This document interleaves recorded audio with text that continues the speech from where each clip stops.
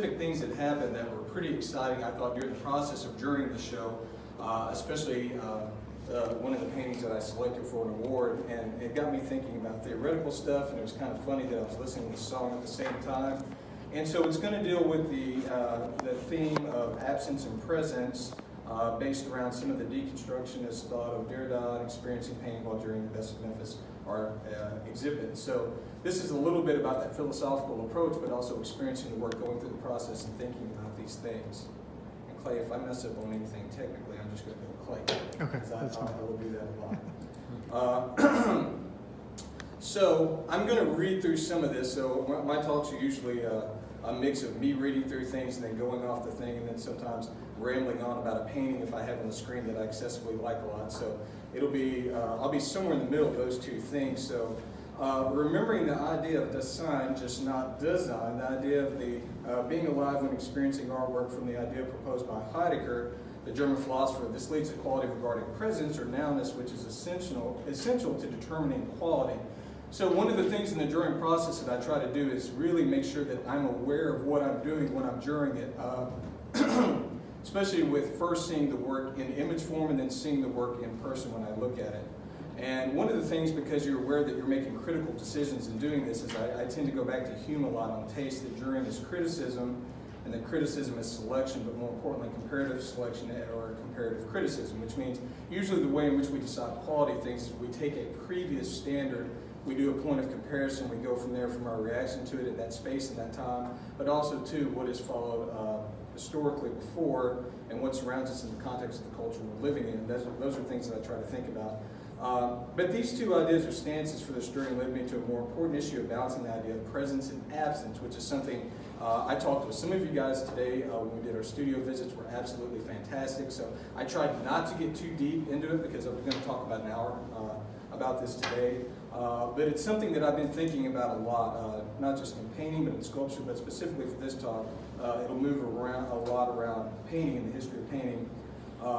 But as this also pertains to the quality of selection and judgment, and that the first viewer of any painting is its maker, and that experience is inevitably built into the process. And one of the things that I think about when I'm looking at painting too is that, you know, I'm always, in any sense, the second viewer, and everybody else is too, that the creator is actually the first viewer, and that most of the time when you view a painting, regardless if it's a good or bad painting, that you're viewing it with the absence of the creator. So it's something that's already kind of removed from your immediate experience. There are certain things that I like about painting that people hate, that are also the things that I think that make it a strength. I have a couple quotes here, and one of them is that the thing I like about painting is that I'm using the same tools, the same stuff, the same basic ingredients that the greats did hundreds of years ago. This is kind of a shortening of a Peter Saul quote. And then Carol Dunham, who's another artist that I really like, states that when I realized I wanted to make paintings, even that was a denial of other things. None of my friends were painting, but I like the limitations. To me, it's still the most basic thing to say about paintings. It's a limited condition in which everything goes, but it's a negative premise. I like painting because it's so limited, so uptight, because it's so old, so flat, so rectangular. And in this case, what I'm going to be touching on also too is, you know, it is very historical. The history of painting, probably more than any of the other art forms, has been so over-documented to the point to where you can almost follow it in a successive order leading up through high modernism, to where there's a little bit of a split now in postmodernism. But even in postmodernism, it still seems that there's this organization of painting and picture making that's pretty clear documented. Now, I'll talk a little bit about Derrida, and I don't want to get anybody out of a classroom setting and then start throwing theory and philosophy at them right out of the gate, but this is something that I've been thinking of that pertains to language, but I think that also pertains to visual language. One of the quotes of Derrida from Grammatology, the origin of presence and absence, is describing a gaze into the world that you can say is present from his observing eye, that in any case, that my observing consciousness must be present to my own self-reflection. Thus, it follows that meaning, in its most important or pure sense as conscious thought, must be present to me as I gaze out into the world. Presence is therefore the main predicate for the text's meaning in a sense or its reference, despite the fact that this meaning is always absent in need of reconstruction through reading or interpretation. And I find this is true about visual art. I find that this is usually the way in which I think about painting in the same way, that it tends to work like this. So that as I'm present with something, I'm aware of the absence of other things, and as I consider that absence, the presence becomes more meaningful. there's a contradiction in this which really leads to the truth of how we experience these things. The initial experience for all paintings is the experience of the now in comparison to the experience of remembrance, always of other work which came before prior experience. Most of us, when we see paintings now, immediately start to compare it, whether they're in the room or not, of every other painting that we've seen before. And that even though those paintings are not there, that's a very visible, visceral thing that starts to happen in the mind as we process work. This creates a conflict of the initial experience because the viewer approaches the work without the experience of the piece being viewed.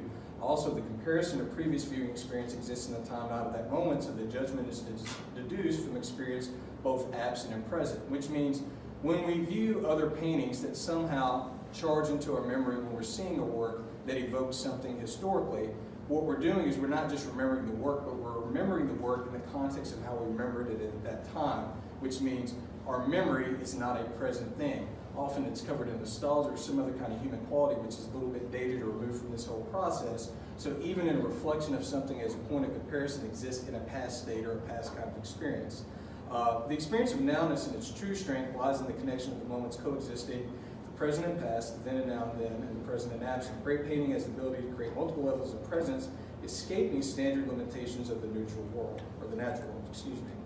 Now, there are two parts of this, and I'm going to go through some of the other Derrida stuff so we can get through it and get through all the philosophical stuff and see how this directly applies to some of the images. And I'm going to go to some paintings that were immediately triggered when I saw one of the paintings in the show and the connection of these paintings leading up to this painting and then leading back as a point of comparison. So I'll try to explain this in the best way I can. I am in no way, I don't have a PhD in philosophy. I don't usually normally talk a lot about art theory and kind of style-related text, but I really think that this is a way in which I've been experiencing artwork. The title of the song that was playing when you guys came in, which is Radiohead's How to Disappear Completely, starts with the sentence, "I'm not here, this is not happening." Well, the establishment of the I at the beginning immediately establishes presence. So even when you're saying, "I'm not here," when you've established the I or the id right out of the gate, you are, and this is not happening. Well, if you're already referencing that something is happening in any kind of experiential set, it is actually happening, and you were there at the same time. So even though you're trying to establish that absence, it loops back around to presence. And the conundrum of this is really what we're talking about in part one here. Is it possible to imagine an absence without a reference to the principle of presence? It would be a radical absence, something always and from the beginning absent, missing, lost to experience. If there was such an absence, how could we glimpse it? We glimpse it between repetitions as their repeatability. If the present moment can be repeated, then remember, proceeding to present moment is the possibility of being repeated in memory, which means as we're experiencing something, we immediately condition it to memory and we can recall that and start repeating it. Memory, as traditional accounts make clear, get associated with death and the memorializing of the dead mourning in such a way that gets us back always from the beginning to the second moment, which is absence, which is the moment outside of the first initial experience. And I know this is kind of heavy, but I want to think, part of our studio talks today, I had a really good talk with Tracy about this and some other guys, is how past experiences inform who we are now, so that our most present self, even if we have a past that we disagree with in any other level of truth, is also essential to being a point that got us to where we're at, whether it's in our work or philosophy of how we make things, so that the thing that's not there anymore, the thing that we're running from, ultimately informs the thing we are at the same time. And that all of that, in some sense, is a conditional experience that is both here and there, but also, too, subliminally coexisting as we move forward and we think about how we make work. I'm going to present the notion that the evolution of painting from figurative to abstract and then back will also leave evidence of the thought of trace. Trace is already always hidden, which in case of Derrida's view and in my way of experiencing pain refers to the mark of absence of a presence and always already present absence, which is this conundrum of experience that I'm talking about. The condition of work having nowness can travel through this experience while also escaping to whole presence, regardless of its trace influence and historical ties. Part of what I look for during the show when I go out to see new work, especially by artists that I'm not familiar with, excuse me, is there a sense of nowness to what they're making? In any kind of traditional art form or genre form, and I won't kind of just stay on the 3 or 4 genres, but specifically maybe what I saw today, whether it was painting, sculpture, if I see installation or video, is does this have some kind of logical response to the history of the medium and craft and artists that came before? Because even though we're making singular dialogues as artists, I would think that the best art is usually made in response to being aware of the art that came before.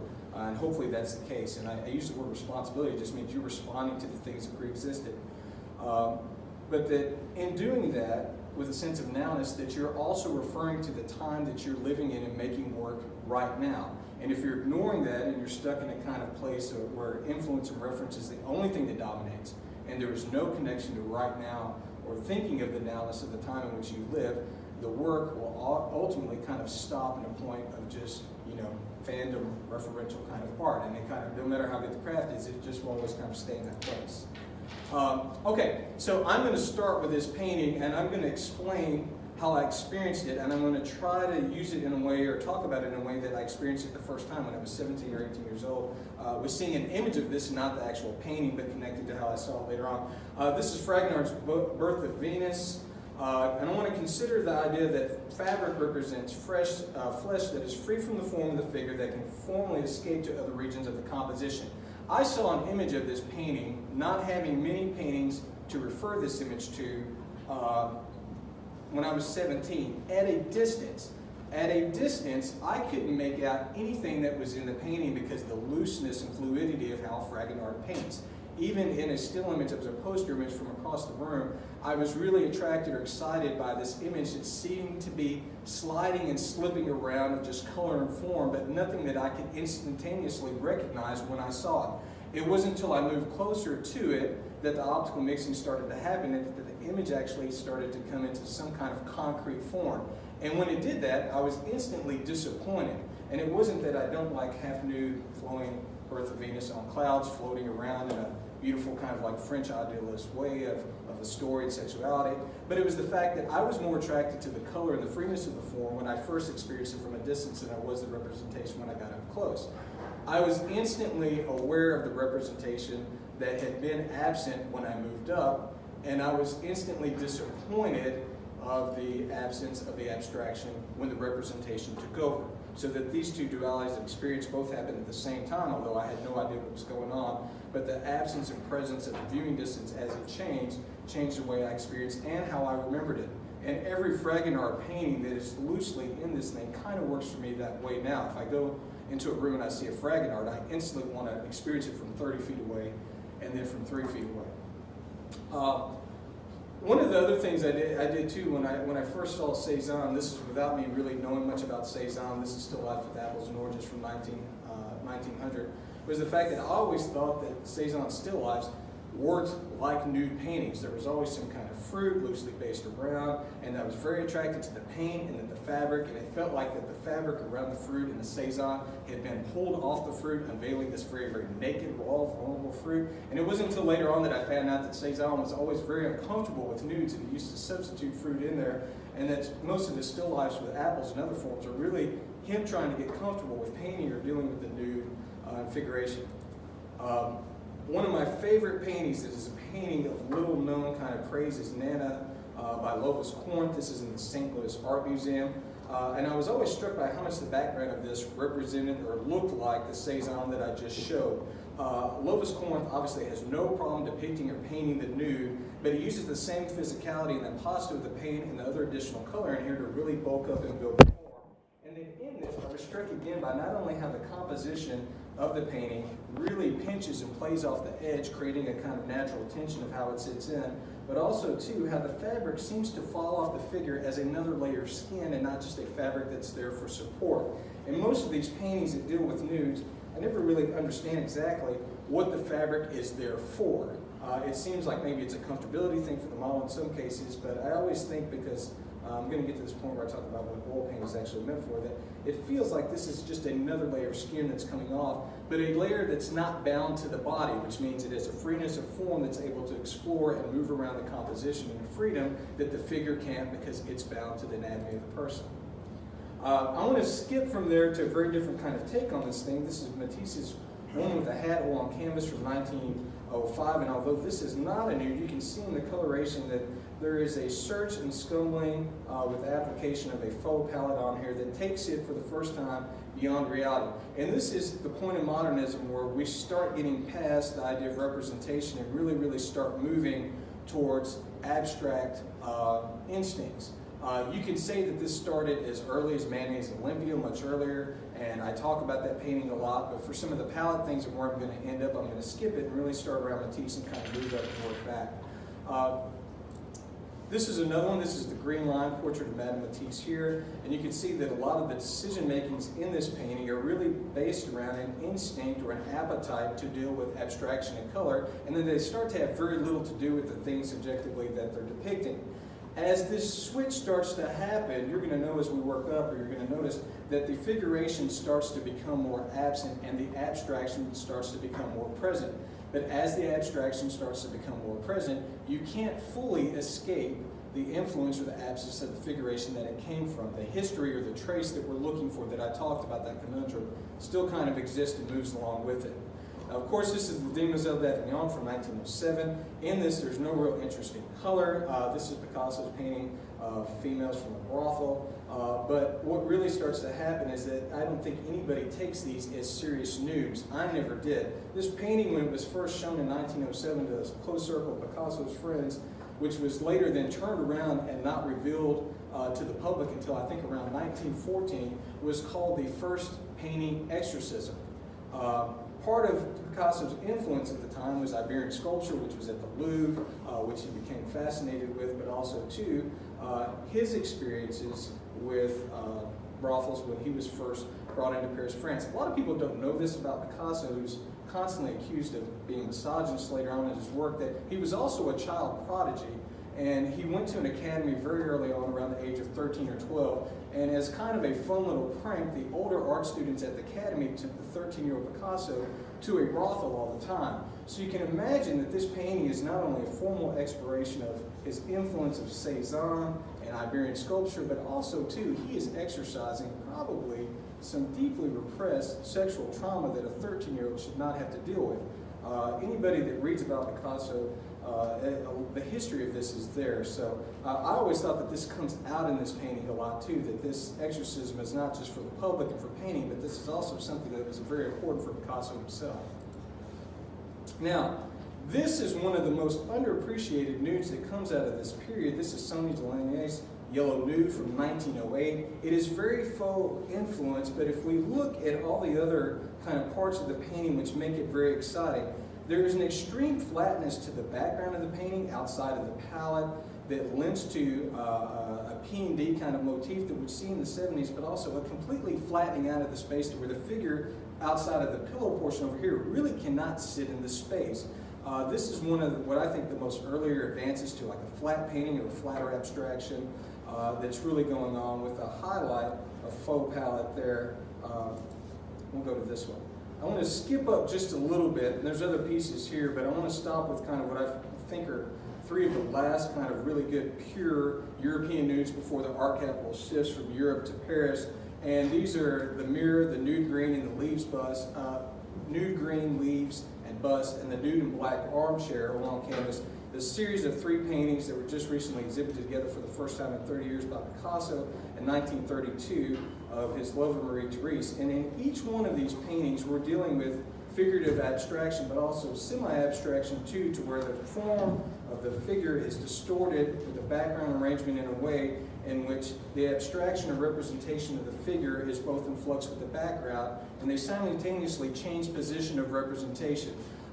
This is really kind of the crossroads at the last moment where representation, semi-abstraction, and abstract elements are all balanced out into about the same thing, so that everything is kind of present and absent at the same time.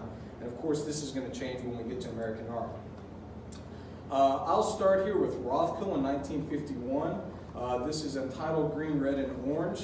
Rothko's favorite painter was Matisse, and specifically Matisse's painting, The Red Room. But I put it with this painting that I showed previously to show not only a shared palette, but how similar and how much that Rothko would actually take and use from Matisse. The background in the Matisse painting on the right is basically an abstract color-filled painting.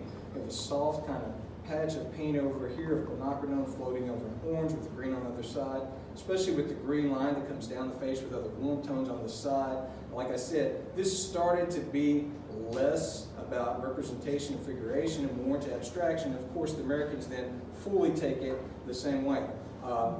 one of the things that happened in the big switch here is that we are in post-World War II, and the migration of artists from Paris to America at this time started happening. So America does become, after World War II, the kind of art capital of the world, and abstraction really is the main thing that Americans contribute. This is also Joseph Albers, a study from Mars to the Squirrel on Masonite, using the same kind of flat or feathered edges of Rothko, but also too getting into flat shapes. Now, even though at this point the figure seems completely removed, the trace elements of what was left over from Matisse for me have always still resonated, that I always go back to thinking and looking at this abstraction, trying to search out some kind of representation, even though I know that it's not there. This is, who did I talk to about de Kooning today? We had a good de Kooning talk. This is de Kooning's Woman 1, and in this same respect, where I'm looking at the abstraction that goes through the expressionism of the paint and the gestural brushstrokes, that de Kooning could never fully leave and go into complete abstraction all the way. There was always some trace element of a figure or some kind of subject matter that he could use to work into the paint later on. And this is Philip Guston's The Street from 1956. Philip Guston is a really, really fascinating painter, and I think part of the reason why he has so much fecundancy right now is that he has so many kind of different types and tropes of paintings that he did, but he's also one painter that completely left representation from the work of his WPA murals, slowly started getting into abstraction, where we get into field abstraction here with textured and pastel paint built up on a lighter graphite, where he works then for another 15 or 20 years into this void of abstraction, where the paintings almost become completely minimal, completely subtractive, completely lost, and then slowly out of this void, figures start to emerge until he gets to his cartoon paintings of 1976's The Green Rug. In this, he does not lose the trace of the abstraction, even though he's getting back into representation, even though it's somewhat cartoon representation. Part of this composition deals with these horizontal and the vertical forms here, which actually are supposed to be legs with shoes stacked up on this green rug, just crudely drawn. Guston was really inspired and influenced by underground comics, so he's looking at Zap comics and things like that at the time and taking this stuff from there and putting it into these paintings. But the way in which he's representing this stuff is still showing elements or trace elements of the abstraction that came before.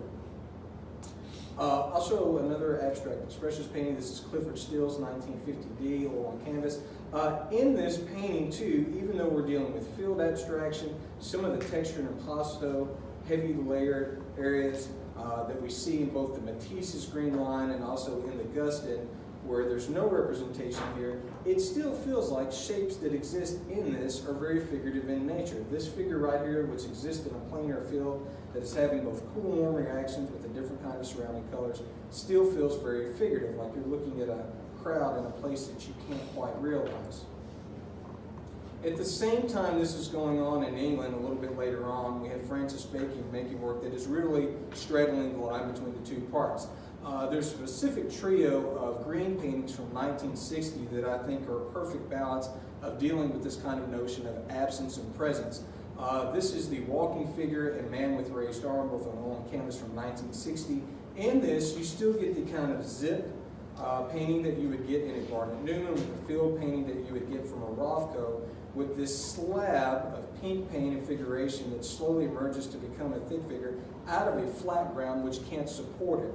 So we have moments of representation, abstraction, and slowly, as we get to the end of abstract expressionism and start moving through the 60s and through the 70s, figuration starts to come back and abstraction starts to retreat, or in this case, become absent.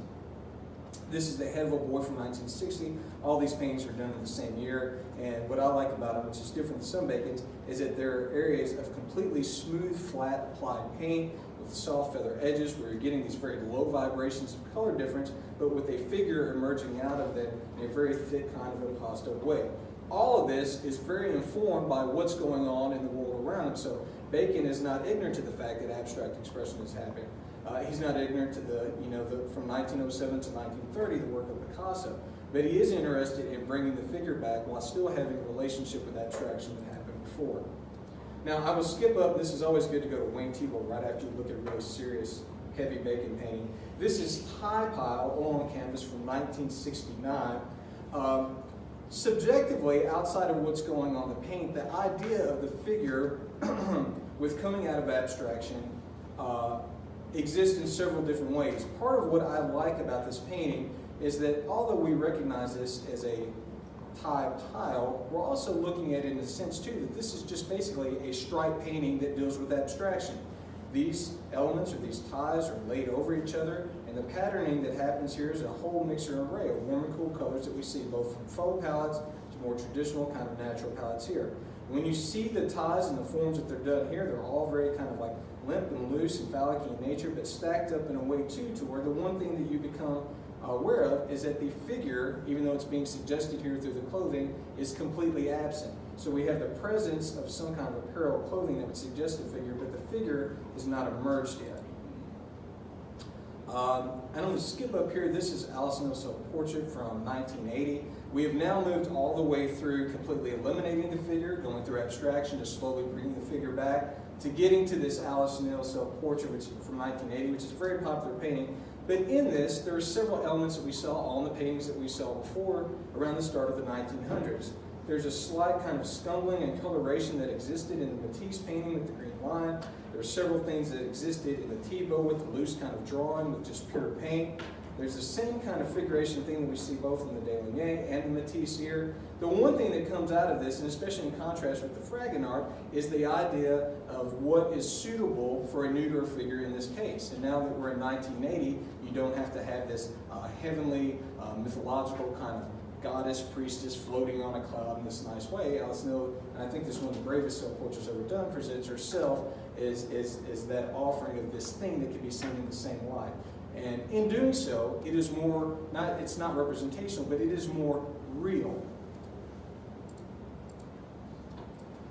There is still abstraction going on at the same time, but it seems like the abstraction that's happening is really aware of the other figure that's going. The chair of the Alice Neal always reminds me at the same time of the great Bryce Martin paintings that were being made at the same time. This is entitled number 3 from 1986 and 1987. You see in this a bouncing or almost kind of gesture drawing that I talked about earlier when we did our studio visit, but also too that in this drawing it is very aware of the edge of the canvas as it bounces around and it moves around, almost like a gesture drawing that you would do in a figure. Now, most of you guys have probably had a figure drawing class where you do something either with fine or charcoal, and then you wipe it out and you do several gestures over the top of each other, and then eventually those become abstractions. And this painting is done very much in the same process. This is another one. This is Epitaph 1 from 1996 and 1997, where this one is a little bit less figurative, but it feels very much like a face. This gets us into some of the kind of like pure reemergence of like all-out figure painting that now comes at the end of all this march between stripping the figure away through abstraction to coming back and to dealing with painting, serious painting again. All these painters seem to think of themselves. This is Jenny Saville's Bride from 1992. Lower kind of viewing angle in a way in which is not a traditional way of looking at or viewing at the bride from this, which is not the most flattering angle. You see a very thick kind of patchy impasto paint with very nice temperature, warm and cool whites that build up this figure as you're looking up and not at. It is idealized in some respects, but it also is unidealized in the way in which it's not a flattering viewing angle. And this is one of her most recent paintings. This is Red Fates from 2018. To which she has moved through this representational heavy-based figure to painting and has started to then abstract and diffract the figure again to where we're getting different fields of abstract kind of expressionism mixed in with the figuration and the grouping of people. Another one, our American kind of version of Jenny Saville, Alicia Scottish, and this is an early painting. This is Centaur from 1990, which is one of her first early kind of more successful nudes that she did before she got into some of the more kind of like pin-up, aggressive nudes. But notice how close this painting is to just being a warm, cool color field painting, very similar to how Rothko exists in the same kind of space. And so she's flirting with the idea of the abstraction becoming more present, but at the same time leaning enough on the figure to make it absent. This is one of her more recent paintings. Well, it's 10 years old now, but it seems more recent as it comes. This is Pie Face from 2008.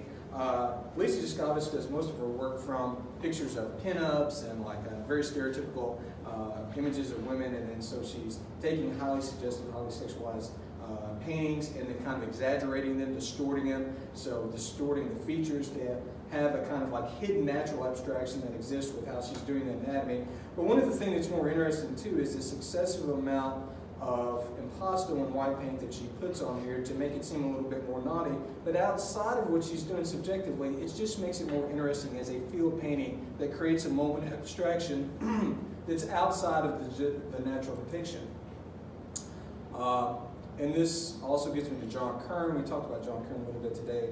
This is his piece Altar on canvas from 1915, which is a full indebtedness to historical figuration, but in a way in which it's placed and where he's recontextualizing the figure to be much more aggressive, much more sexualized, much more, I would say, available would be the right word to use, in the way in which he puts the figures in the composition.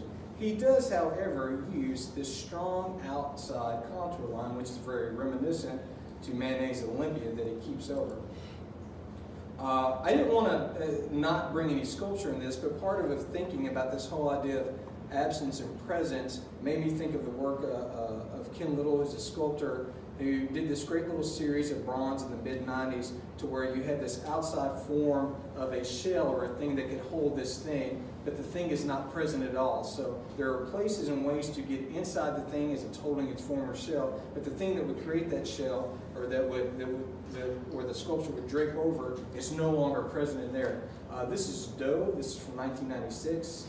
And this is one of my favorite ones. This is Hay. This is a bronze cast sculpture from 1996 as well, where we have a face on this hand which becomes a full-on body, but in trying to do so or stretch that, it does abstract the figure in a way. We have a face here which also can serve as an orifice, but also, as Ken explained to me, that the two fingers on both sides too can also work in a way in which these are arms and legs and the figure is turned around. As I'm leading up to the painting in the show that triggered all this, one of the paintings that I was really moved when I saw for the first time that dealt with what I was considered somewhat representational figurative painting, but also made me rethink how I was looking at painting and being aware, and definitely had a sense of its nowness, was the work of Donna Woodley. This is Kenesha, the civil engineer, oil on board from 2015. In this, she's using the model with a pair of panties. It's just playfully placed around the face, where we're doing this kind of like childlike gesture here, but overemphasizing with the lipstick, a kind of subverted sexuality, but also it's definitely about a sense of play.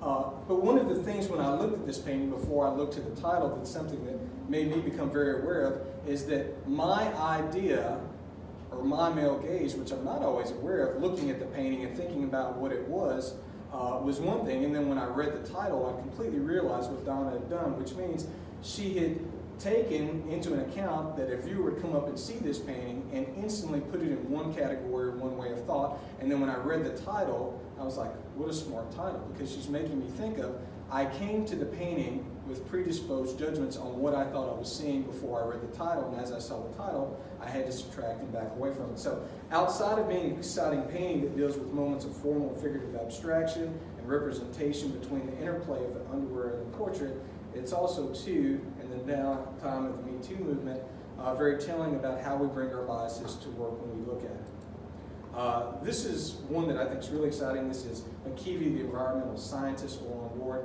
In this, the head is completely covered up and the underwear then moves out or stretches out towards us in space.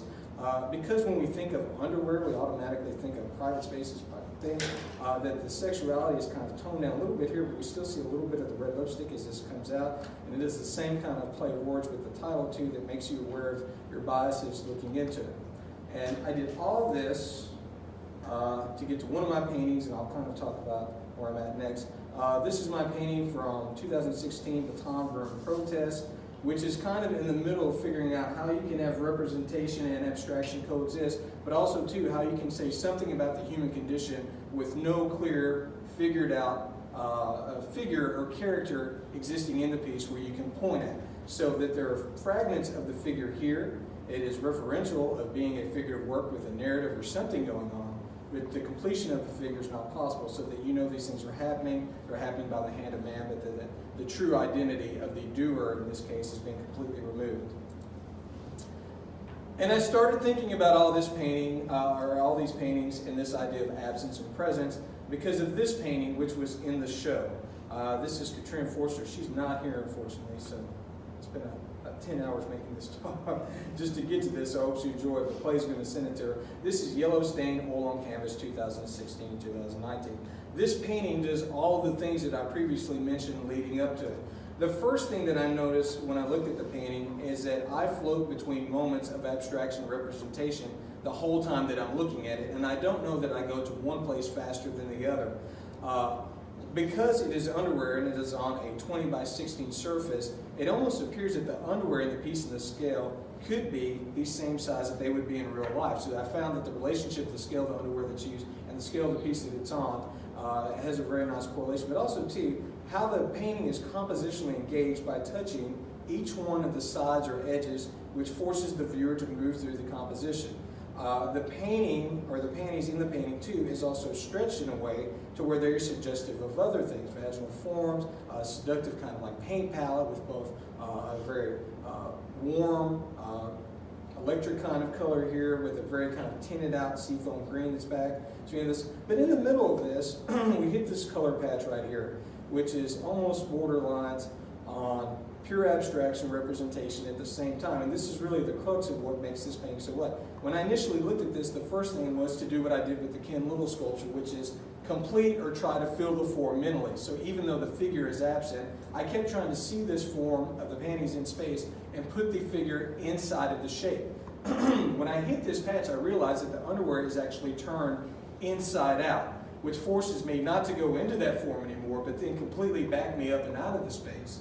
And subjectively, what it's depicting also made me kind of question the way in which the seductive manner in which I was looking at this initially and thought, this is kind of an attractive painting, and this is supposed to be naughty, this is underwear. And I'm like, whoa, every kind of bias that I brought into initially looking at the piece was then challenged and questioned to where I was pushed out of the piece at the same time. So not only is it a great kind of painting in which how it pushes and pulls in space, which is what Rothko was doing at the same time, but it also made me aware too of so many biases that I had and the completion of trying to figure out the whole absent presence conundrum in dealing with experiencing the painting.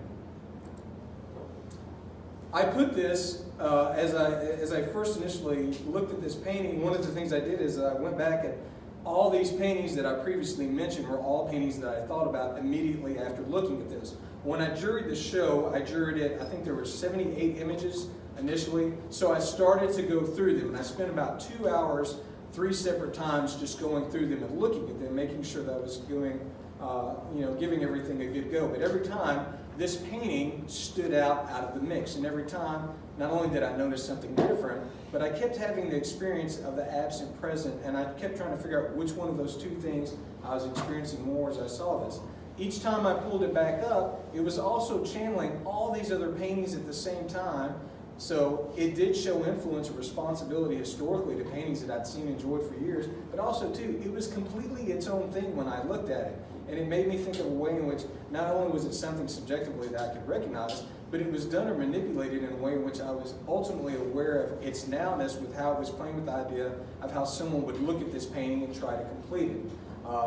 One of Delaney's quotes in 1978 that I thought was very fitting that I found after this connection was, abstract art is only important if it is the endless rhythm where the very ancient and the distant future meet, which seemed to be at this moment for me a mix of both all these paintings that I talked about and experiencing this painting at the same time.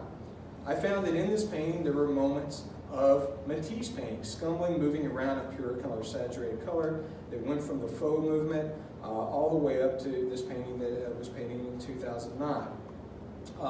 One of the things I noted here is as the abstraction takes over the composition, the longing of the then absent figure starts to create the remembrance of presence, forcing the viewer to seek figurative connections. The whole time I'm aware that I'm looking at a painting of underwear. The whole time I'm looking at a painting of underwear, which I recognize cognitively, this is what this is. It never stopped me for searching for the absence of the figure and trying to complete it with the figure in it, which I thought was a very challenging kind of experience.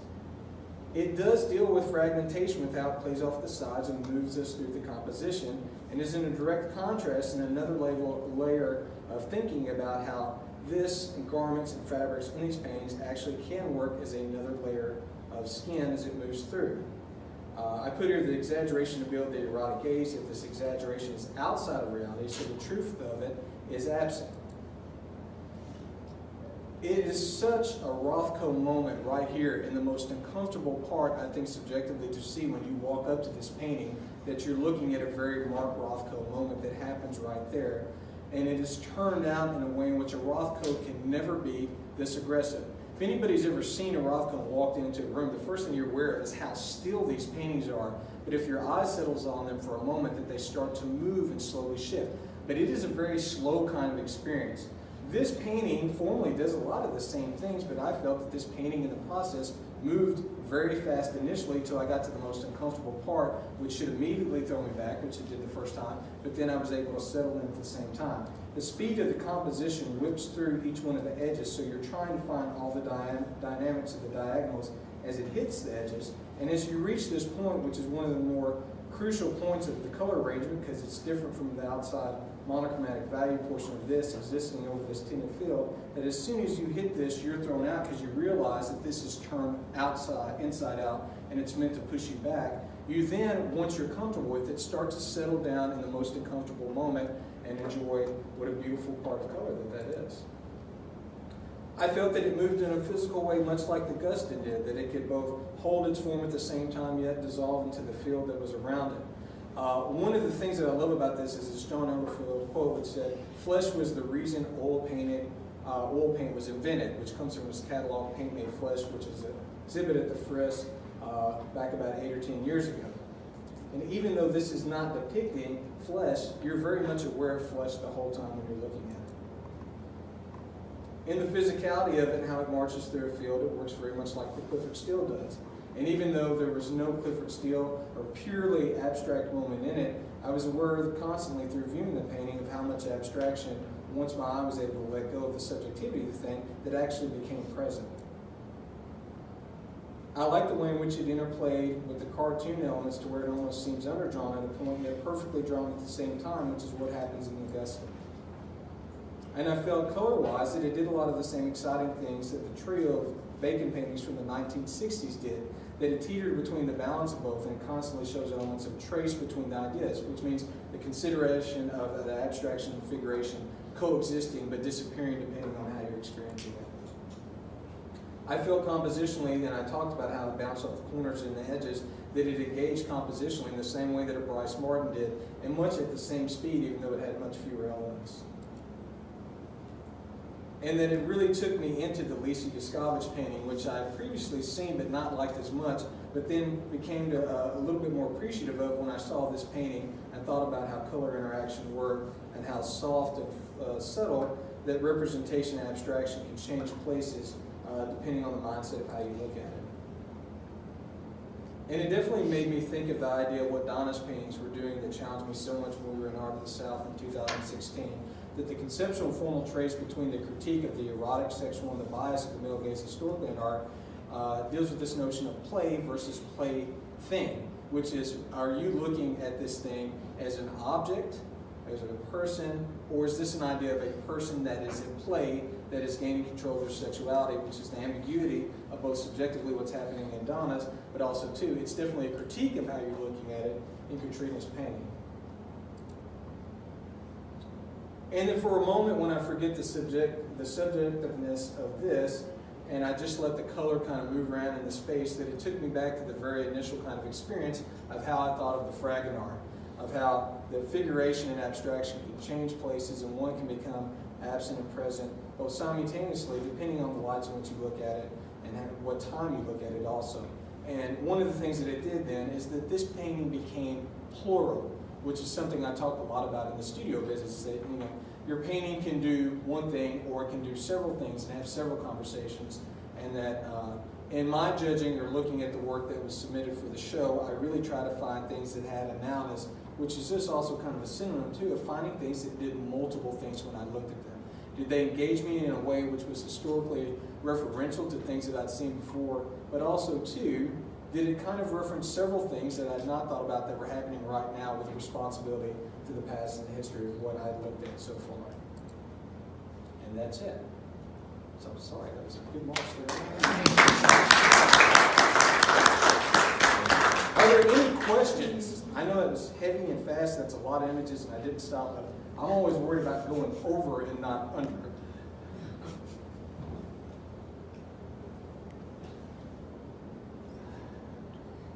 Yes, sir. At some point you mentioned the return to serious painting. Could you explore that idea or expand on that idea of what serious painting is? Well, it was kind of being funny were you talking about when I brought up the Jenny Saville, or which? I don't remember the context, but it wasn't the beginning, it was more in the middle. It was a wedding. There had been, for a long time, a longing through abstraction in the part of the art audience that was not engaged in abstraction for figuration and representation to emerge. So I was saying that it was kind of half joking, but for figuration to become a major part of painting again. There was a return to figuration, obviously, in the 80s with a lot of those painters. I think the problem is that so many people remember the bad parts about Neo-Expressionism, and that the painters that worked in that time, like Fischl and some of the others, that really made some terrific paintings. And there's a couple of Eric Fischls that I wanted to throw in here. I was just so worried about going out of the time. That somehow get dismissed in that period because of the bias that goes against Neo-Expressionism. I think in the 90s, where you have a flux of money, it's weird how much of this stuff becomes important because there's so much money there.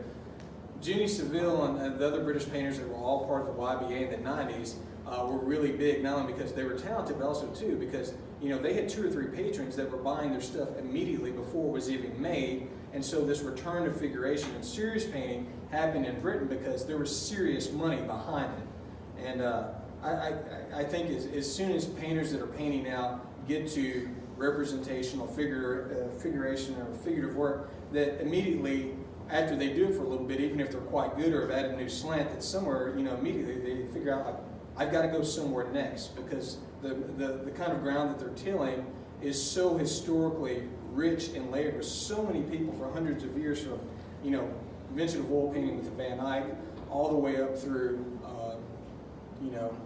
I would say pre-impressionism would probably be the good place to stop in that period. But you're talking about 250, 300 years of just mass figurative paintings that have existed. So that I don't know, does that answer your question? I don't know if there are a whole other history lesson. Serious painting. I mean, I think of painting as something that is serious, but to make serious painting, I just wonder what you mean by that. What does the artist do to make serious painting?